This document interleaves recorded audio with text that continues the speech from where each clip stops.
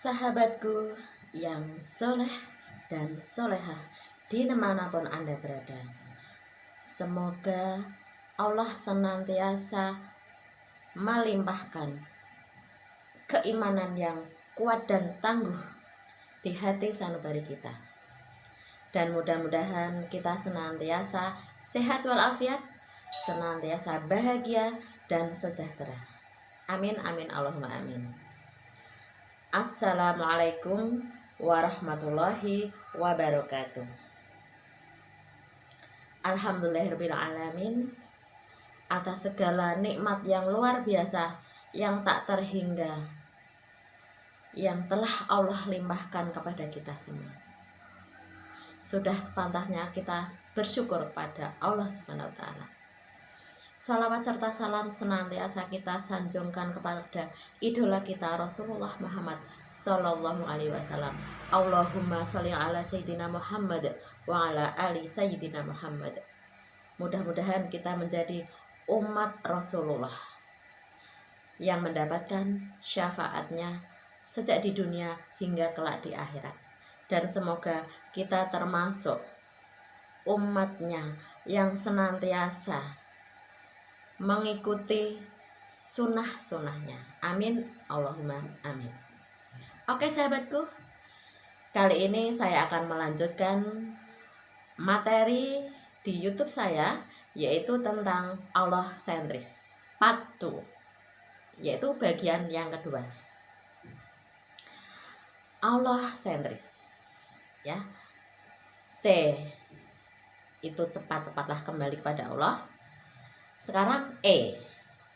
Bagaimana dengan E? E adalah emosi, kendalikanlah. Tidak ada semua orang di dunia ini tidak pernah emosi. Ya. Itu adalah manusiawi. Tapi emosi yang seperti apa? Yang bisa dianggap sebagai ambang kenormalan. Ya, di sini ketika kita merasa emosi itu sebenarnya sesuatu yang dirasakan di hati. Bisa emosi marah, jengkel, takjub, kagum, bahagia, itu juga termasuk emosi. Tapi di sini yang biar menyamakan persepsi saja, emosi di sini adalah emosi rasa sedih, rasa jengkel, rasa menyendiri, rasa terbuang, rasa tidak berguna, rasa minder. Maka kendalikanlah. Bukan orang lain yang mengendalikan rasa marah itu, tapi kita sendiri bersama dengan Allah. Untuk bisa mengendalikan diri, kita mesti bersabar. Mintalah kepada Allah yang maha sabar, as-sabur. Dengan mengingat Allah pada saat kita emosi, maka insya Allah emosi kita bisa kita kendalikan. Kemarahan, kejengkelan kita bisa kita kuasai, karena tidak ada sesuatu pun masalah dapat diselesaikan dengan cara kemarahan, dengan cara kesedihan. Itu hanya akan memperbesar masalah, akan memperparah hidup kita maupun orang lain. Tentunya nggak ingin yang seperti itu, bukan? Oke, masih ingat? Kalau saya menyapa sahabat soleh dan solehah, afirmasikanlah, niatkanlah, ucapkanlah sukses, bahagia, mulia. Oke, terima kasih. Saat kita emosi, kenapa harus emosi? Redakanlah dan ingatlah bahwa saat kita merasa jengkel, merasa kecewa, ingatlah bahwa kita dulu pernah dilahirkan oleh ibu kita.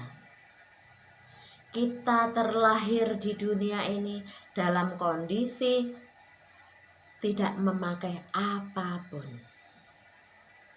Begitu juga nanti kelak perjalanan hidup kita, akhir dari hidup kita akan kembali menuju kepada Allah dengan tidak membawa sesuatu pun, kecuali hanya beberapa helai kain saja.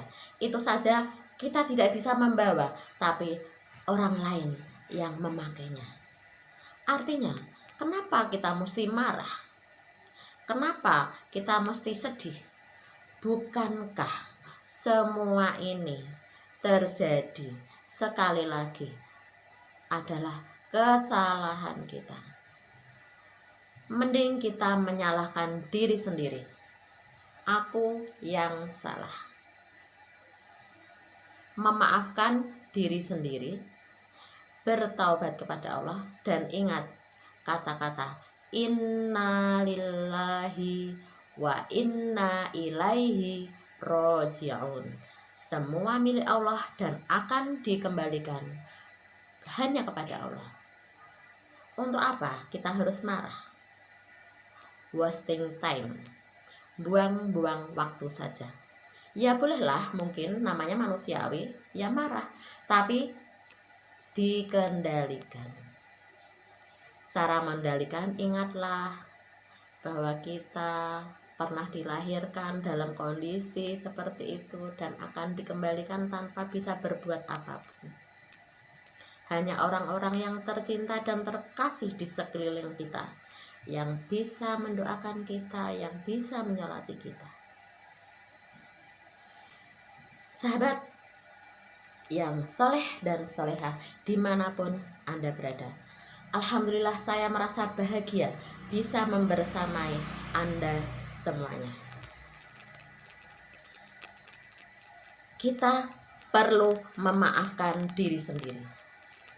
Kita juga perlu memaafkan orang lain.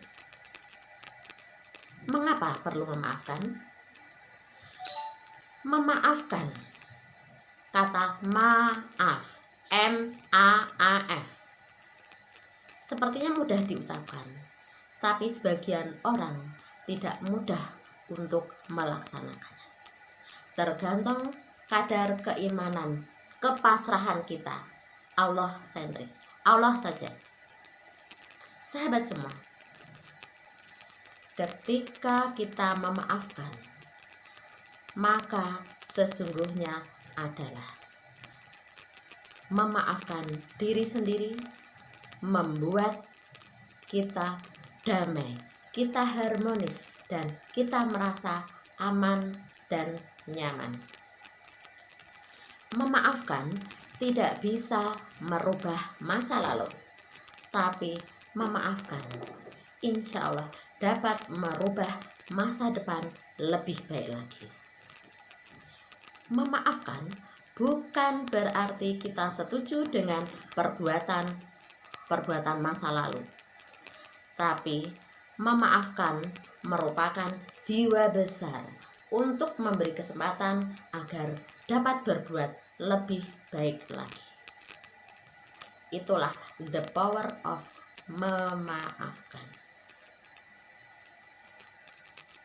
Sahabat yang soleh dan solehah,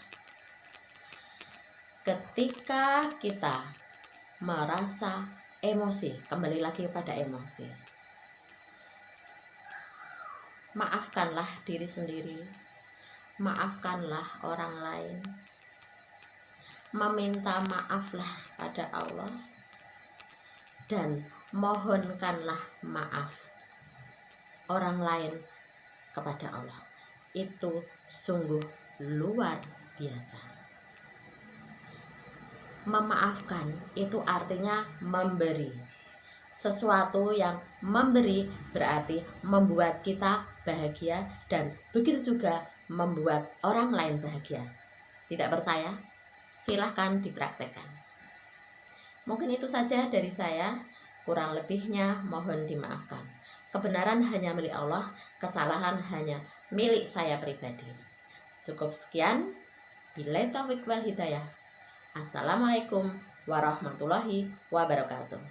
Bersama Bu Titik, insya Allah ada solusi.